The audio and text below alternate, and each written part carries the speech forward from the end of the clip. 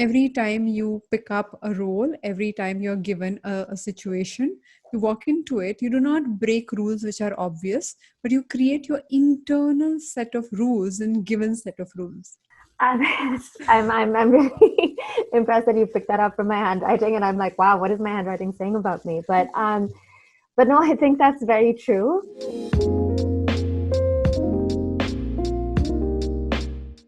Hi there, welcome to Absolutely Right, the very first graphology based podcast show in India. My name is Aditi Surana. I'm a graphologist, a high performance coach, and host of the show. Every Wednesday, we invite one guest on the show who allows us to look into their world, literally take a peep into how they make decisions, what their story looks like, and we do that with this powerful tool called graphology or handwriting analysis. Now, it matters that we use a tool to understand people because when we hear their stories, there has to be some mechanism for us to decode it, right? And along with that decoding of their personality and their story, you get to decode your life. It is difficult for us to take feedback from people on day-to-day basis. If somebody comes to you and says you are a short-tempered person, you might not agree with it. You might react or retaliate to that whole thought or that feedback. But if you're reading a book, if you're watching a movie, and if you see a short-tempered person, indirectly you start matching their behavior. You wonder if you behave in the same manner or not, and that leads to a deeper sense of realization of your own behavior. When our guests talk about their real problem, their real strengths, their real challenges, you get to observe your real self indirectly through these conversations. And that is a simple idea, to create this compendium or collection of all these episodes for you to build your story, build your journey, and get inspired by others by seeing what all they can do to improve things. And our guest today is a veteran with more than 15 years of experience in media, in journalism, in multimedia storytelling. Riya Saran is a psychology and journalism student from New York who has moved 4 countries for her work. She was the founding editor-in-chief of Condé Nast Traveler Middle East and managed to introduce this lifestyle, hospitality, travel-based, luxurious magazine to the GCC region for the first time. Without further ado, let me invite Riya to join us in this conversation and let me start analyzing her handwriting. Hi, Riya. Welcome to Absolutely Right. How are you doing? How is this lockdown? What all is happening? Hi, Aditi. Great to be here. Thanks for having me. Um, so I'm actually not in lockdown because I'm in Riyadh, where Lucky. life is a little bit more normal. And some restrictions to gatherings and things like that, but you are able to sort of go out and go to an office, and so I feel quite privileged, Oh, we honestly, have with the no way things clue are what going. that looks like anymore. I know, I know. And a lot of my family and friends are in India, so I mean, I've been hearing what Yeah, that whole thing looks like, and it's crazy things. Yes. crazy. Yeah. So we had requested you to write a handwriting sample. I have your sample in front of me, and we're going to walk into the conversation, which is based on handwriting analysis. So as the format goes, I'm going to look at something in your writing, speak about your personality, and as we have never met, it's going to be a very objective observation based on writing. And please tell us a story or an experience that you can pick out from your life, and what would you like to share, because our listeners will learn about themselves and about you through both our comments, my comment based on writing and your stories, of course, which are inspiring and fascinating. Okay, so I'm Oh, going to talk about the very first thing that I see in your writing. Now, throughout your life, you have been a rule breaker. Every time you pick up a role, every time you're given a situation, you walk into it, you do not break rules which are obvious, but you create your internal set of rules and given set of rules. Okay, so if people say, have you broken the rule? You look at it and they're like, no, I haven't broken the rule. So they can't make you wrong.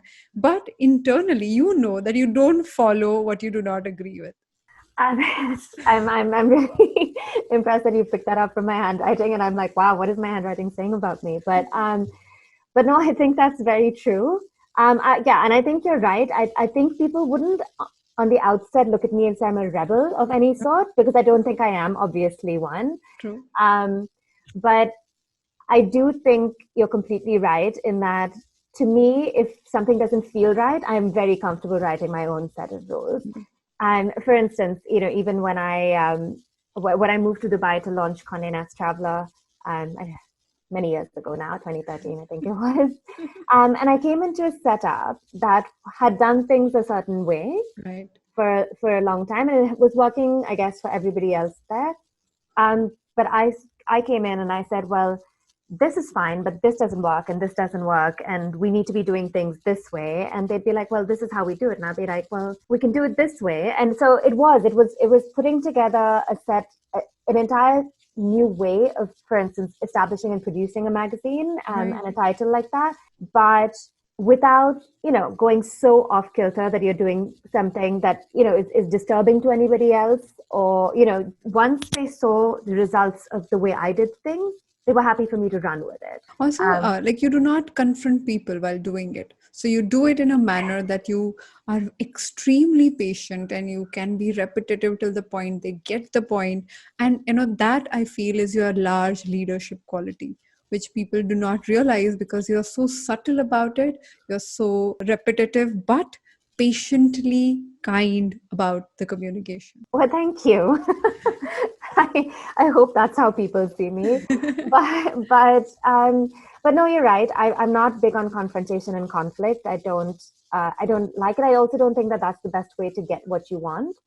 I think showing people rather than telling people that something is the correct way to do something, or a different way and a different way of thinking, is much more effective, I found. And I think that's a better way of putting it, actually, when you say showing people instead of telling them, so that, inspiring them to follow you if at all they choose, and being on your path and repeating yourself in that manner by acting and by consistently sticking to your concept or your larger idea.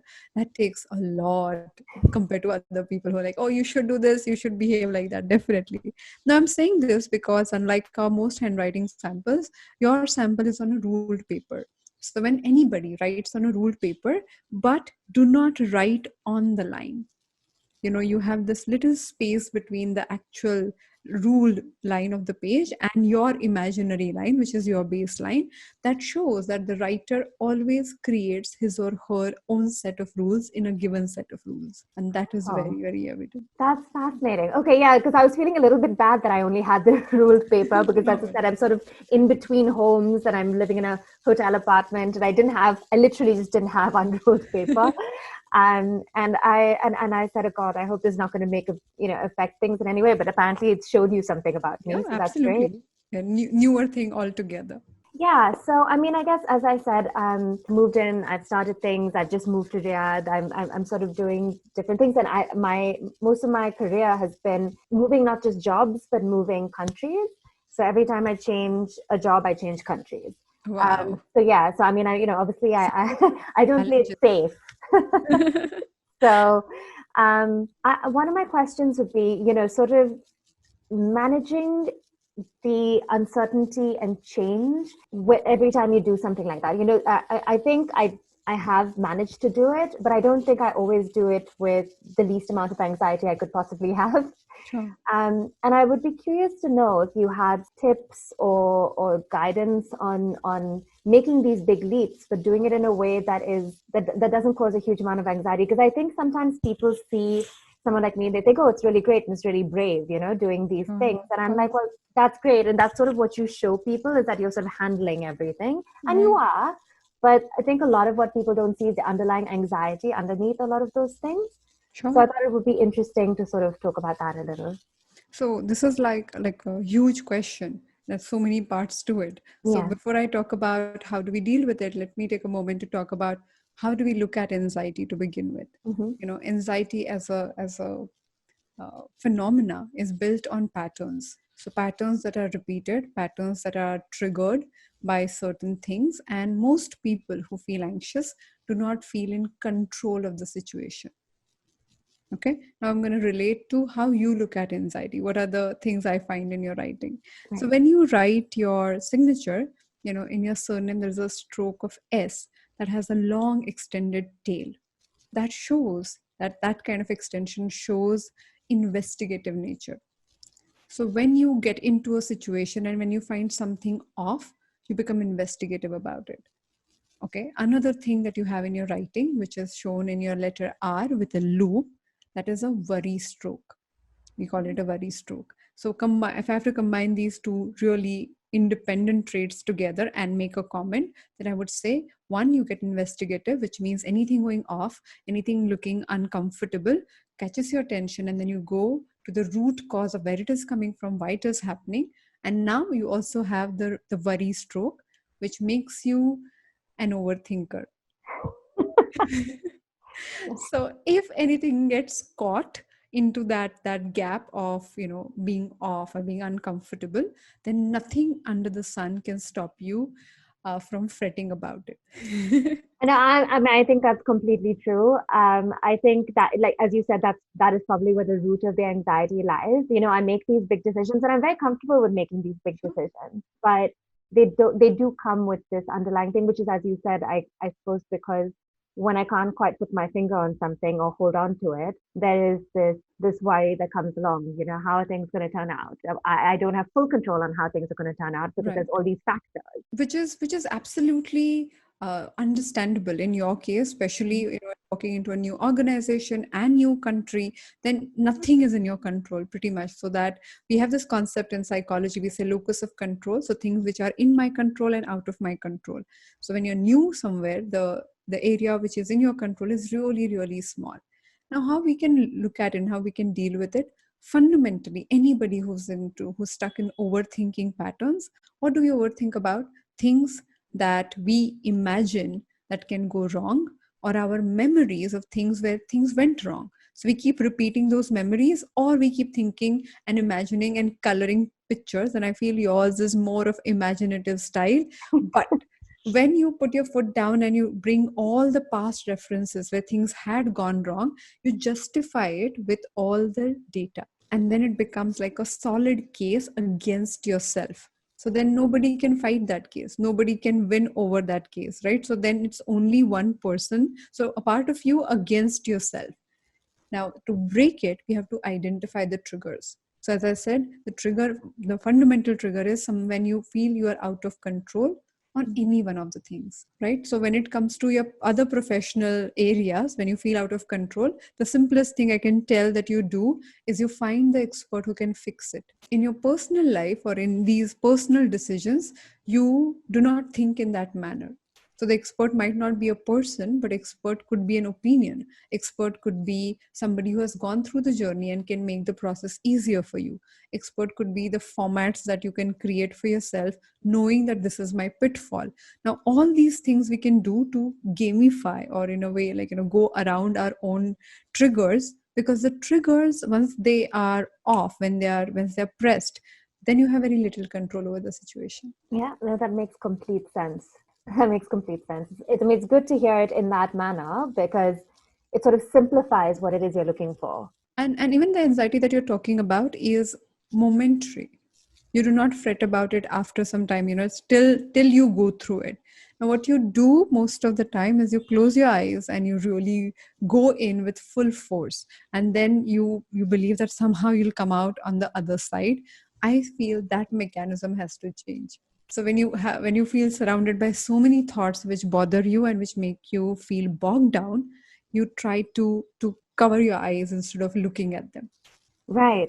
So we require to do a bit more journaling there, bring more awareness. So anything that feel you gets to you, you're supposed to turn to it, throw more light on it, and figure out, so what will happen. So this is my favorite question when it comes to journaling with overthinking. You say, okay, this, so what? Will I be able to deal with it? So if you start covering the grounds, so that instinct is to protect you, right? Instinct that, oh my God, you're in this new place. What if things go wrong? What if you're harmed? What if this? So the part of you is trying to protect you.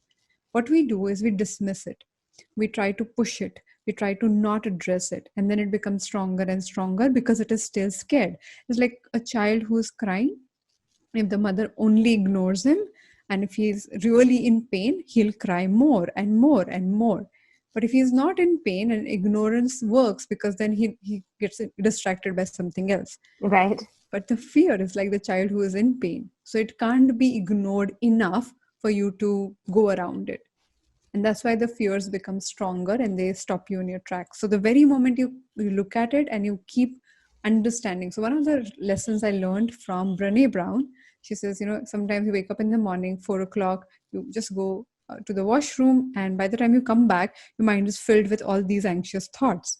So she says, what I do is I tell myself that it is okay, and I understand you're trying to protect me, and I am grateful that you're trying to protect me. So that part of you is trying to do all of this, and catching you in the moments where you're not ready, when you're not fully awake, when you're not fully up for a challenge, and in a vulnerable space, basically, because it wants to get your attention. If you give it the attention required, and whenever during the day, if you journal, then the thoughts will find the outlet, and they do not have to scream to get your attention. That's fascinating. That's fascinating. I had never thought about it that way, but you're completely right. I mean, why would they be intruding when they're not wanted if they're being dealt with otherwise? Exactly. Yeah. I guess the other big thing that has been on my mind is, of course, I've I've always been in I've been for a long time in these positions where, a lot of people depend on you professionally. You're there to set an example for certain things. You're a decision maker, you're a leader. There's all of these elements to, your career. And what I find interesting, I suppose, about it is that I have always wanted to be all of those things, but at the same time, I know that I'm an introvert. So I find that, some days if I've had like a really big event or like a really big project that needed doing, I power through it. I'm fine. We go through it all, and then I get to the weekend, and I just can't do anything all weekend. I'm completely spent, you know. And people are like, "No, come on, let's go out." And I'm like, "No, literally all I want to do is sit here with my book, and maybe watch some Netflix." And I always think that there's an interesting. I wouldn't say like it's an oxymoron, but being an introvert and being a leader at the same time. Yeah, of course, especially in the industry that you have chosen. Yes, where it's very public facing, right? So yes, I just wanted to hear what your thoughts are on that, because I do think I'm both those things, and sometimes I feel like they're almost opposing. Okay, I completely agree with you. And being an ambivert that you are, the social skills that you have picked up are acquired for sure. So though you know how to speak and how to present yourself and how to get that party going, those are acquired skills. And I think most of us do that, especially most introverts do that, because that is the way we are trained into the social structure. If you don't do that, a confident person is the one who can speak well. That is our idea, right? Confident person is not who knows his work and his space at best. Technically, that is the definition, it should be. But for Right. us, the social idea is way more important than what you know and what you think of yourself. Now, if you have picked that up, and if you are going way beyond your own nature, then the exhaustion is the natural phenomena. Okay, so I'm gonna break introvert and extrovert graphologically before I talk about it. So there are two aspects. One is the size of the writing.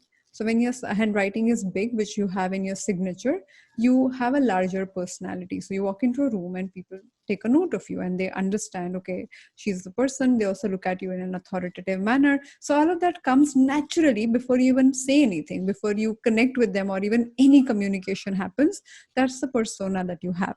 Now, persona, however, is a public image. Persona is what we wear as a mask. Now, in Corona times, I have to be very careful, like the personality mask, just to create an impression on the others. So it's a very clear distinction, and we all have like practiced image, right? Like when I work as a podcaster, I have this so-called persona of a podcaster. Like comedians use that a lot. So my comedian persona is very, very different than who I am. So they kind of craft it, and they actors work at it in a particular character, but we also do it on a daily basis.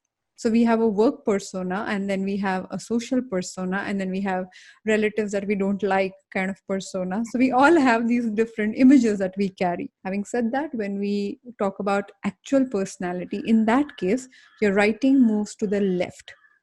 That is an introvert's main graphology trait, the writing moving to the left. Interesting. Now, that is also supported in places where you are extremely independent. So, when you write the I that represents you, like PPI, personal pronounced I. So, when you say I am, that I is without any horizontal line in it. So, it's only a vertical line showing that you're extremely independent. So, when you are alone, Not only that you thrive because you are an introvert, if you are left by yourself, you thrive in that environment also. You are not dependent on other people to provide anything like care and emotional support.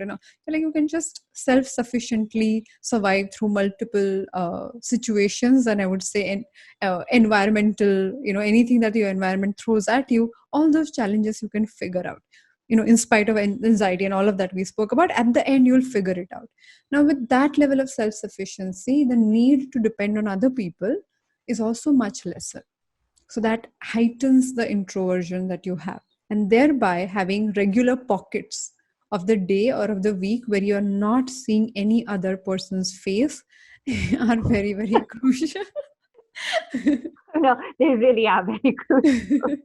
And if people don't understand it, then obviously, I can give you a detailed description, because I'm an introvert who's in the business or profession of talking all the time. Mhm. So there was a point where I used to run away from everyone, and I used to say, this is my time to be in my space, so just like back off. Over a period of time I learned to be less monstrous about it, but I understand it completely.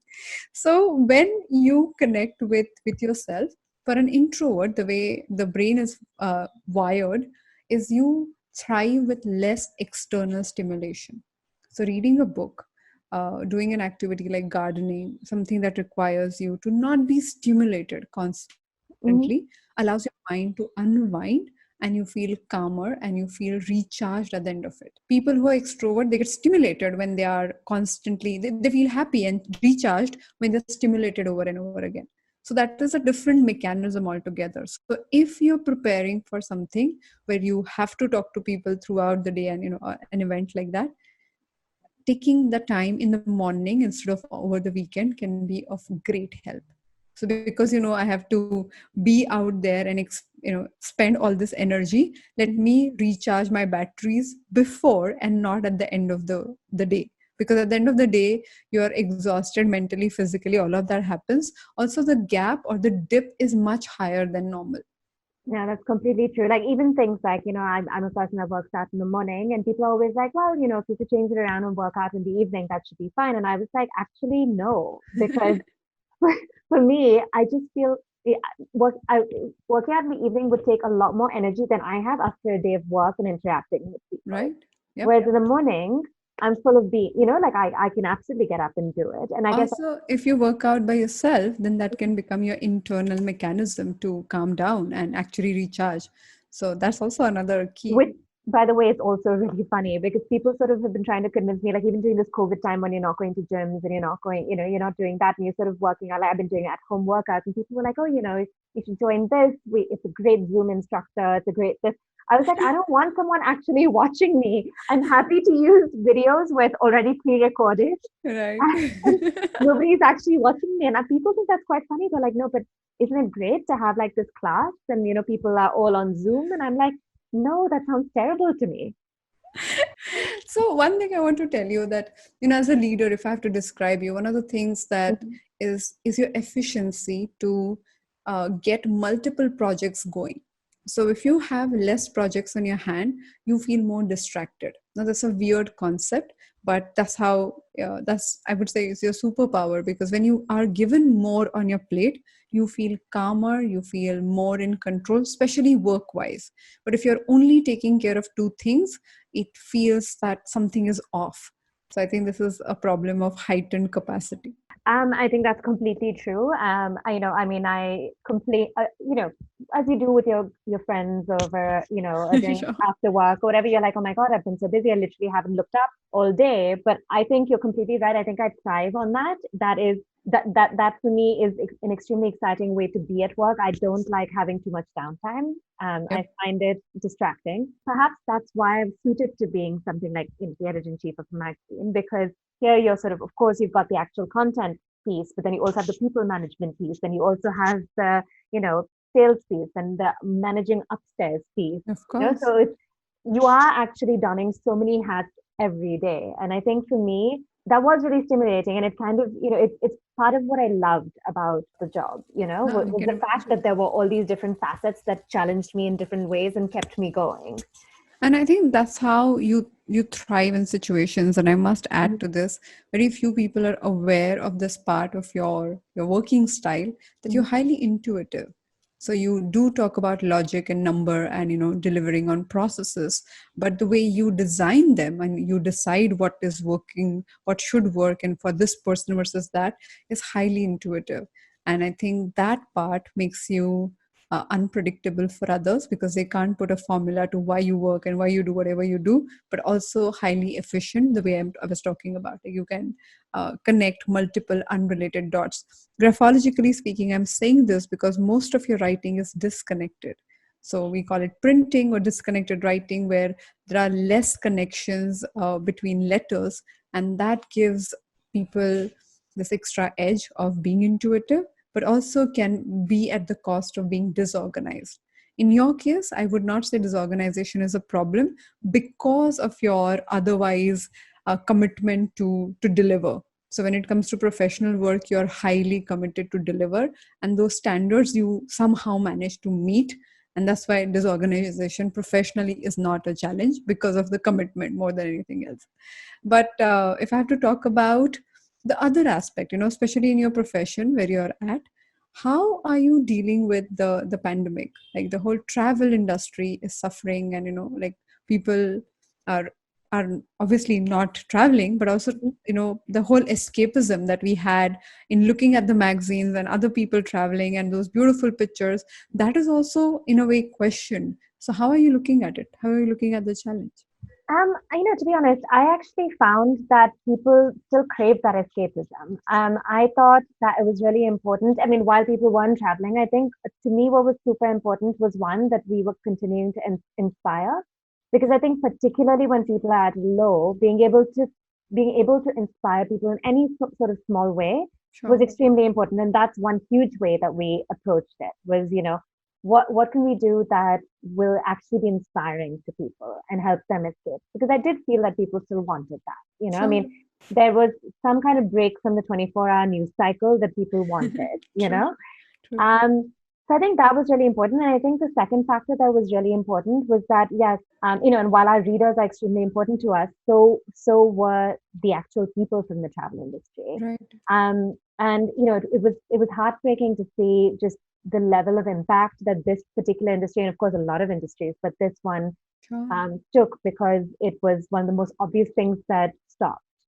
and hasn't Completely. really. And completely stopped, not even like marginally. They just had to Exactly. revise. And is the one thing that hasn't even fully resumed. Right. So it was also really important to be supportive. So I think it was two pronged. It was, being inspiring, but also being supportive. Because at the end of the day, these are our people, this was our Mm. industry. And how do we make sure that we're still keeping them in the conversation, regardless of the fact that people can't actually go anywhere? So I think that was sort of how I approached it. I just thought that it was really important to, at the end of, to really think about what's important about travel. And I recently actually did a lecture. So I went to NYU grad school Okay. in journalism, and I was invited back by one of my professors to do a talk on travel journalism for master's students Okay. while we're in this pandemic, which was really interesting. Sure. Yeah. Okay. And one of the things I said to them there, I was like, for me, while travel is fun and it's glamorous and it's beautiful, and that's what a lot of what you see. I think ultimately, to me, it's also just super, super important at a very, like, to me, those are not the reasons to go into travel journalism. The reasons to go in are because you care about cultural understanding between people around the world, and True. becoming more global, and also, you know a fact is that before the pandemic, 1 out of 10 people in the world were in some way employed by the travel, tourism, and hospitality industry. Oh my God. Huge, Oh my God. So I think it was just like a really big sense of responsibility, Mm. to continue not just to think about the people who are consuming our stuff, but also the people who were behind the The scenes. providers. Yeah, exactly. So I don't know if I fully answered your question, but that's how Yeah. I approached it. So how do you see these things happening now? Like, what is your take on what will happen to the industry and how long will it take to recover? What, like that's your I don't want, as you said in the beginning, I don't want to make future predictions, okay. too many future predictions. But I I do feel hopeful. I do see it coming back. Okay. I do. I think, for instance, leisure will come back faster than business.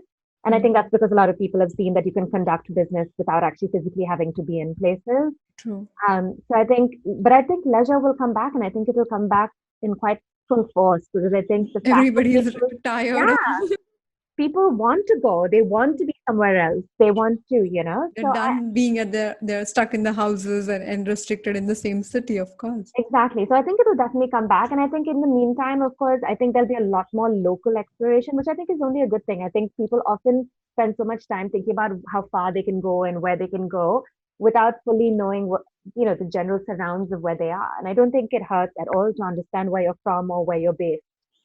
So what you're Um, saying is also like the large part of travel is exploration, and that can happen in your own city. You don't have to wait for the travel to open for you to go somewhere else. Absolutely, absolutely. I mean, I even said to these journalism students, I said, for you to even start like practicing travel writing, go to your neighborhood and find what's interesting there, and you can practice travel. Literally, there could be things that are of interest. Maybe there's like a little historic something in your neighborhood, find out That's about it. amazing. I mean, firstly, you have to start writing in order to eventually, or, whether if your thing is, videos, then start doing that. But um, you need to practice. That's number one. But I think, like I said, find things that are of interest in the neighborhood. If you can get under the skin of something that's even in your neighborhood, that means you have the chops to then go to another country and find what's interesting about that, That's if you could amazing. do it.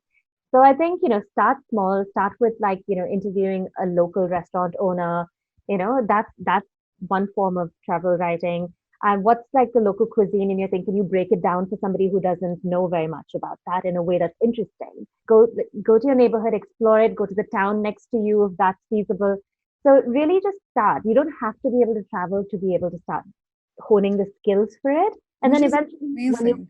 yeah. So I'm just curious, Ria, what got you into this profession? What keeps you going? So I mean, I think I'm at heart a storyteller. Like I love telling stories about things. I'm very curious about stuff. I really like to go and find out things. I like talking to people, ironically, despite being an introvert. Um, So you let know, me rephrase. You said, I love exploring people, probably without talking to them. exactly. But also I mean, clearly from, sort of just how I've chosen to live in different places and things, I like adventure. I like things that are new.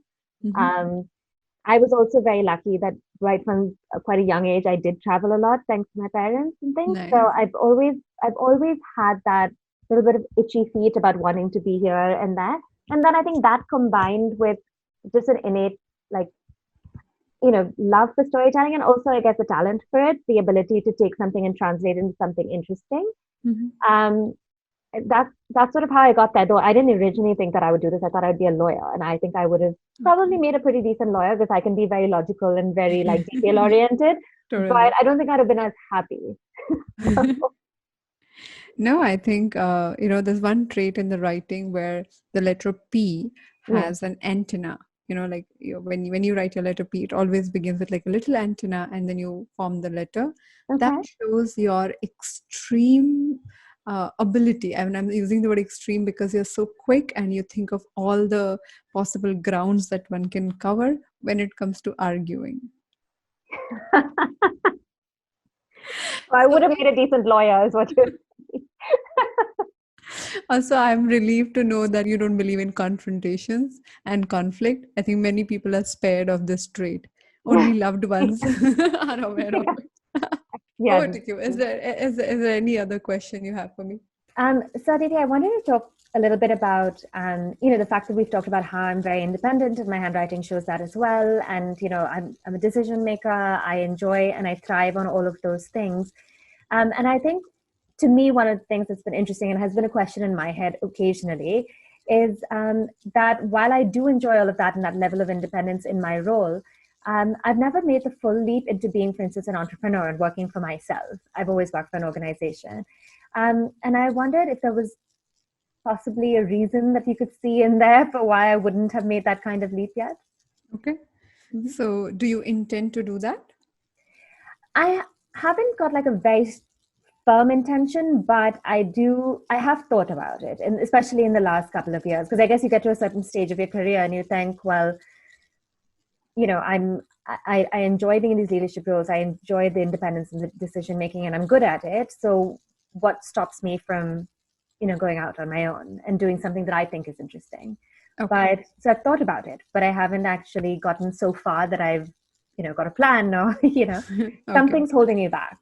Okay. So the first thing that I must begin when it comes to entrepreneurship as a career choice. Now, an entrepreneur requires to look at multiple pieces, and you have to be responsible for everything. Currently, in the leadership position, so many systems and so many infrastructural requirements are already taken care of. And what you do and how you look at it is you maximize the potential that is available and create more possibilities with people by hiring better people, all of that.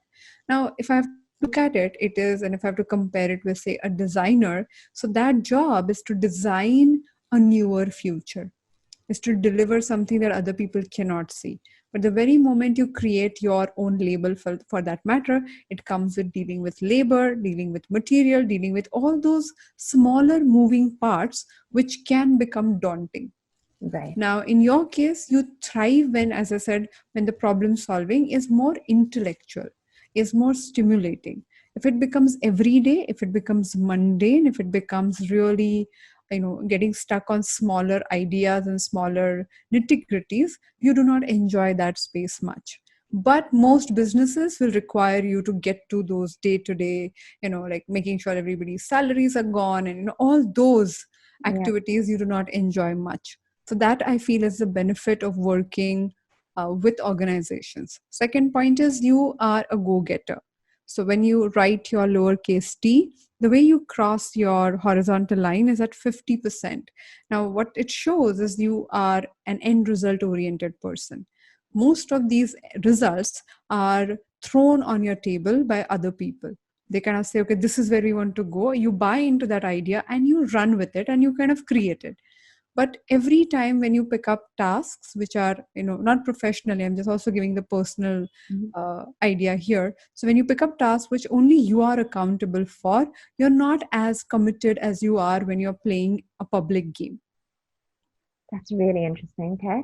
So thereby, an entrepreneur requires that self-motivated, everyday commitment to work at it. I was reading this quote by Elon Musk, and he said, "I work 24/7. I work, throughout the year, and I've been doing it for the last 20 years, and people think I'm lucky." So when you're like in the business like that, you constantly have to deliver to your own commitment, your own idea of success. And if you do not feel excited about it, you drop it when it comes to your personal achievement. That I feel as an entrepreneur might go against you. That's super interesting. But if you start a business where you have another person with you who is very, very committed to that larger idea, who can make sure that you run with those goals or end results, then you can still continue to do this while the other person takes care of the nitty-gritties and processes and all other things. That's really interesting that you say that. Yeah, because I did once do like a small consulting project, and even chasing the invoice, really, it really was not my cup of tea. And I was like, oh my God, and this is just one invoice, Yeah, but that's what I mean. Those follow-ups and things. Now, in an organization like yours, everything of that nature is taken care of. And you are given a platform to do what you are doing the best, which is strategizing, coming up with newer plans and newer possibilities. And I think you thrive in that area. So true. So basically, if I did want to be an entrepreneur, I need to find somebody who's happy to do everything else. Especially the processing part of it, and sending invoices and receiving and following up. Very interesting. No, thank you for that. I have, because like I said, it is something that I've thought about, and it's interesting to hear how and why I might not have gone down that path. We look at our personalities with our ideas, and that's why we are biased about it. So the very moment we can use any objective tool, so graphology being one of them, but any objective tool that allows you to look at things for what they are, immediately you start building different perspectives. because we always have subjective views of why we do what we do, or maximum you hear from your parents or your family members or your colleagues, but they also know some parts of our personality.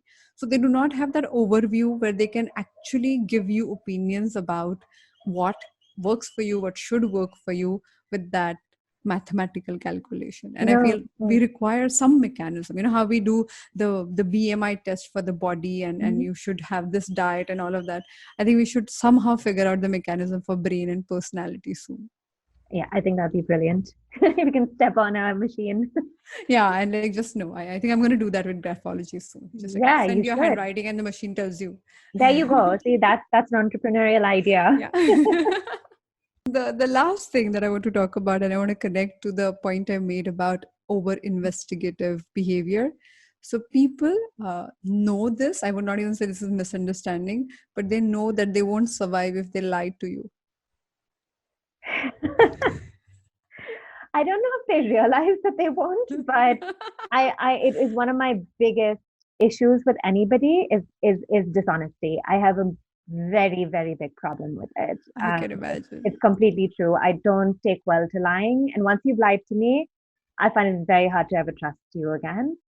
And I mean that is true. I mean throughout. I'm very, very big on not being either hypocritical or a liar. Also, Those you're are very vigilant when people, you read between the gaps a lot. So when people are projecting something, you give them benefit of the doubt, and you don't want to be on their case. So you're like absolutely giving them space. But the yeah. very moment, as I said, you find something off, when you find something is not in alignment, you pick on it very quickly, and the most unrelated and the most, bizarre way. You would just look at something and calculate and connect, and it's just like a Sherlock Holmes happening in your brain, and you just connect these 5 incidences. And once that happens, it takes a lot for the other person to convince you other way around. That's completely true. That's completely true. Okay. If I catch you in it, then yeah, that's not good. I think it was wonderful to have these different perspectives, and I think the overall conversation was so fluid, and we just had like so many different areas that we walked into. It was amazing. Thank No, you it so really much. was. Thank you. And I have to admit that I didn't know that much about graphology before this, and I wasn't sure to what degree this would be. I mean, I've watched some of your previous episodes, and everyone seemed to be very, very much like you were picking up things about them that were completely true. And I was like, yeah, well, but let's see if it happens with me. So the biggest challenge we have is awareness, because the topic is so accurate, but so many times we are not aware of it because people, I think I lack of my professional, fraternity, where we did not do good enough job to get out there and talk about it in the scientific and mathematical manner. Yeah, no, because it's completely fascinating to me that you picked up all of those things from my handwriting. It really is. The major credit goes to graphology as a subject, because it is so accurate to begin with. No, definitely. It was fun. It was fun. No, it was really fun. No, it was really great to chat to you. I really enjoyed it. Likewise. One single handwriting sample can talk about introversion to investigative thinking to deeper aspects of anxiety, and it is unreal how much information one can gather. And that is because your mind is constantly communicating with your body and expressing all of it through the body, only if we know how to interpret it, decode it. Every month, I teach Graphology Masterclass for people to discover themselves and their loved ones in a new light. The next batch starts on 5th of June. So if you're interested, the link is aditisurana.com. If you want to know more about our work or book a session, if you want to know more about the graphology-based modules that we run, the graphotherapy processes that I design, and also book a session with me, the link is the same. You can go on my website and discover all the options that we provide. Our Friday short episode this week is about result orientation or process orientation. I'll see you there. Till then, happy writing.